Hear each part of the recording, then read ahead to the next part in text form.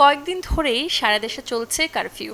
সীমিত সময়ে দোকানপাট ও শপিং মল খোলার নিষেধাজ্ঞা থাকায় রাজধানী বিপণী বিতান থেকে শুরু করে ক্ষুদ্র সকল ব্যবসায়ীরা পড়েছেন বিপাকে। দোকান ভাড়া, কর্মচারীর বেতন, কারেন্ট বিল সব মিলিয়ে মাথার উপর এখন খরচের চাপ।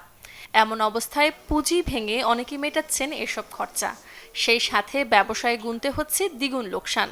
এক পর্যায়ে বিসমিল্লাহ বাট্টা করতে গেলেই মানে কষ্ট হয়ে যায় অনেক। কাস্টমারের অবস্থা এত খারাপ আসলে ভাবতে পারিনি আমরা, কিন্তু এখন আমাদের স্টাফ আছে, দোকান খরচ আছে, নিজের খরচ আছে, এগুলো কিভাবে মেনটেন করবো আমরা হিমশিম খাচ্ছি এই ব্যাপার নিয়ে। সবারই আর্থিক অবস্থা খুবই খারাপ, শুধু আমাদেরটা না, আসলে মানুষ কিনবে তাদের কাছে তো টাকা থাকতে হবে। নিরাপত্তার কথা ভেবে খুব প্রয়োজন ছাড়া বাসা থেকে বেরোচ্ছেন না জনসাধারণ।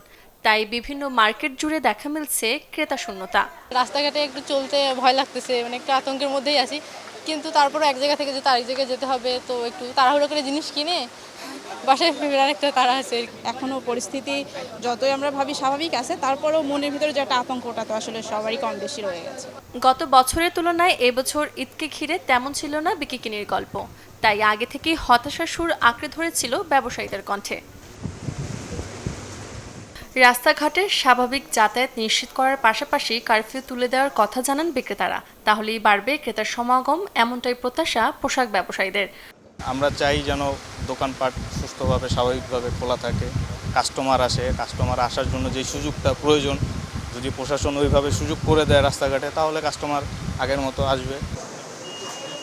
সূচনা হাসান, চ্যানেল 24, ঢাকা।